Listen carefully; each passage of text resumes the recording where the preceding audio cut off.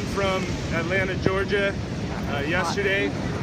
So it's good to be back here in the Bay Area and with so many people that I know already and love. And with these two crazy kids. So I'm going to do my best to shout without a microphone today, and we're just going to have a good time, all right? And that's what it's going to be. So dearly beloved, we are gathered here to witness, with the blessing of Henry and Ursula, Brother Jim Knoll, Joshua James Knoll, and Agnes Maria Bushnatska, joining together in holy matrimony. Woo! Dun, dun, da, da. Yeah. Dun, dun, da.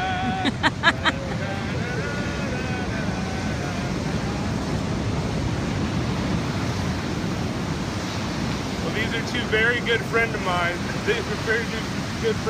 And we've had a blast just catching up the last 24 hours. And I remember some stories that I'm going to tell you about in just a second, but we're going to keep it to the script for a moment, okay? Love is a miraculous gift, and a wedding is a celebration of that magic. And that's why we're here today. We're gathered together to be overjoyed for and with Josh and Agnes, who are so wonderfully suited to one another that it's a pure delight for the rest of us to see how incredibly happy two people who deserve one another. Not only do Agnes and Josh deserve one another, but they're a perfect match, a pair, a fit. And their marriage, far from being something they've had to work hard to achieve, was pure inevitability. They were given to one another and fell so deeply in love that they had no choice. We're here to celebrate, to honor, to laugh, maybe even dance, and to be glad, because the inevitable has happened today. Love is alive and well in the land. Josh and Agnes are here to prove it, and we're here to celebrate with them. I've been married this May for 15 years. And up until a few months ago, Josh looked at me like that was some type of a prison sentence. And then I saw him start to change his mind when Agnes was hanging around. But I'm going to go further back than that. I'm going to go way back. Because I'm going to talk to you guys, I'm just going to talk in my outside voice, okay? So anybody else can listen in if they'd like. But in 15 years, I learned that, as cliche as it is, it's not the destination, man. It's the journey, it's the life, and the journey a lot of times looks good, and sometimes it looks very challenging. Sometimes it's the hardest thing that you'll ever try to do is to just be together. So I'm asking you and charging you, like a pastor would, I'm charging you with 3 things today, 3 commitments to make. It's a commitment to grow, to realize that you're not done, to realize that every day from here on out is an opportunity to be a better version of yourself, and you owe that now to the other one, to be a better version of what Josh and Agnes can be, a commitment to grow, not only to grow individually, but to a commitment to grow together, that today your lives may begin to graft into each other. And in years, we won't be able to see the difference. It'll be one thing, and that's your commitment to grow. I remember when you were a little kid, man. I remember coming to Ground Zero Church Skyline, San Diego, and I was probably younger then than you are today.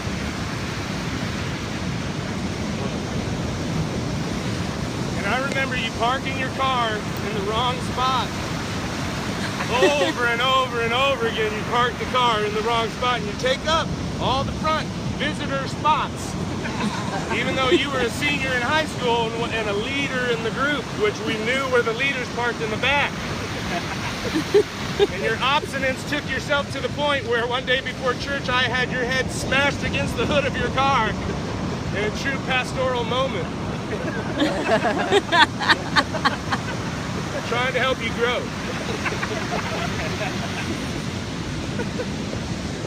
I want you guys to make a commitment to stay. That's the hardest part. Because it's easy to leave. It's real easy to leave and you'll always have the keys. And so it's committing to stay. lived together in San Diego, Indianapolis, Berkeley, done conventions for the church across the country.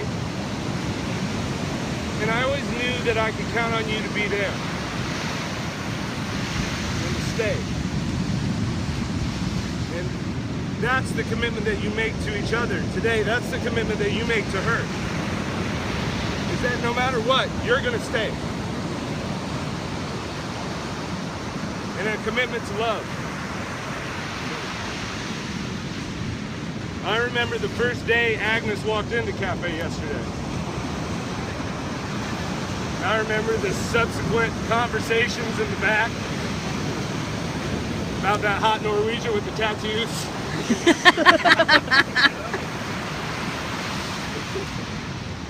And I saw that attraction turn into what I recognize to be love. So what is love? I'm going to take a crack at it. We'll start with Calvin and Hobbes, like you do. So when Calvin asked Hobbes what love is, Hobbes explained it like this. Well, say the object of your affection walks by. Yeah? First your heart falls into your stomach and splashes your innards. All the moisture makes you sweat profusely. This condensation shorts the circuits to your brain and you get all woozy. When your brain burns out altogether, your mouth disengages and you babble like a cretin until she leaves. It wasn't that bad, but I saw him bumble over his words a few times making the soy latte. And I knew it was love, but I think love is like this. I think it's patient. I think it's kind. I think it's slow to anger. I think it keeps no record of wrongs. I believe that in this life, without love, we're just a clanging cymbal without a band. Love is the greatest of all things, literally holding together the fabric of the universe.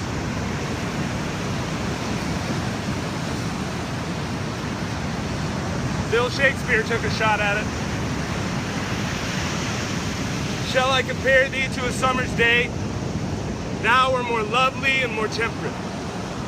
Rough winds do shake the darling buds of May, and summer's lease hath all too short a date.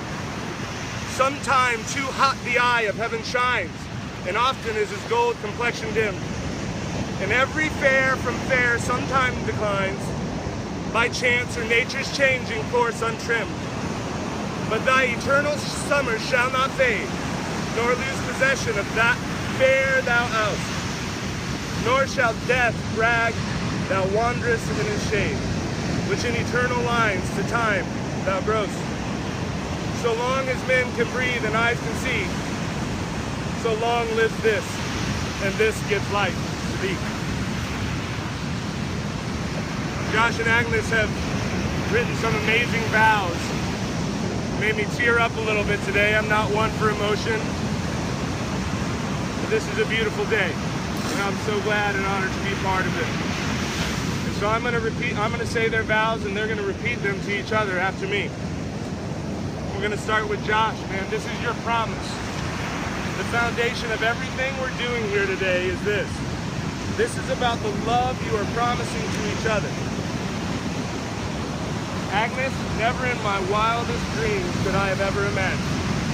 Agnes, never in my wildest dreams could I have ever imagined. There was someone like you in the world. There was someone like you in the world. Dr. Seuss said, we're all a little weird, life's a little weird. We're all a little weird and life's a little weird. And when we find someone whose weirdness is compatible with ours, we join up with them and fall in mutual weirdness and call it love. We join up with them and fall in mutual weirdness and call it love. Nice job. I will hold you up when you feel there is no way to stand. I will hold you up when you feel there is no way to stand. I will be here with you through thick and thin. I will be here with you through thick and thin. I will support you in everything. I will love and cherish you from now till the day I die. I will love and cherish you from now until the day I die. Now, Agnes, Joshua, my best friend, my dearest family. Joshua, my best friend, my dearest family.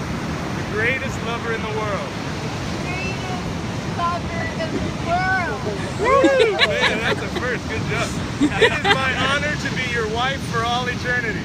It's my honor to be your wife for all eternity. The greatest thing about giving my vows to you The greatest thing about giving my vows to you is that I have given them to you and lived them for years already. is that I've given them to you and I've lived them for years already. I know that they're not just words for show on a big day like this. I know that they're not just words for show on a big day like this. They are true. They're true. Not only do I promise, but I know Not only do I promise, but I know that I will love you, that I will love you, support you, support you, laugh with you, laugh with you, cry with you, cry with you, have crazy awesome sex with you, crazy awesome sex with you, adore and cherish you as long as I live. adore and cherish you as long as I live. You are my everything. You're my everything. Finally, what we have as each other is official to the rest of the world. Finally, what we have with each other is special for the rest of the world. I love you. But Woo! Get them rings out, son. This is going good. We have the rings. I'll hold it. All right. Now, Josh, take Agnes' ring. This is your mark on her. You give this ring to her as a symbol of your love and your promise. So you repeat with me. Agnes, I give you this ring Agnes, I give you this ring. as a symbol of my love and my promise. Symbol of my love and my promise.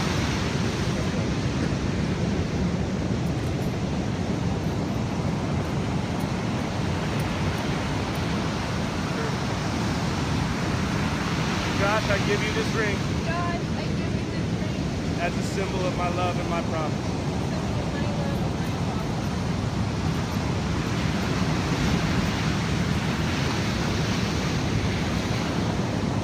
Now I have a blessing that I want to say over you. So if you feel appropriate to bow your head, you feel free to do that. And I'm going to say a blessing over this couple. May your wishes all come true. May you always do for others and let others do for you. May you build a ladder to the stars, climb on every rung. May you grow up to be righteous. May you grow up to be true. May you always know the truth. See the light surrounding you. May you always be courageous, stand upright and be strong. May your hands always be busy and your feet always swift. May you have a strong foundation when the winds of change shift.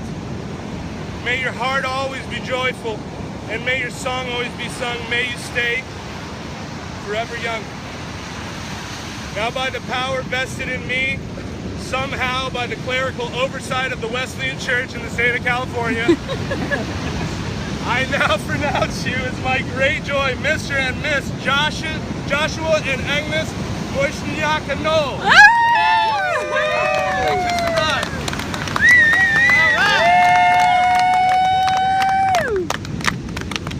That's the party, everybody. Feel free to come up and give your hugs and share your love with the couple. We've got dinner at 3 p.m. But this is a love fest, everybody. So thanks for coming. I love you. Yay! Woo!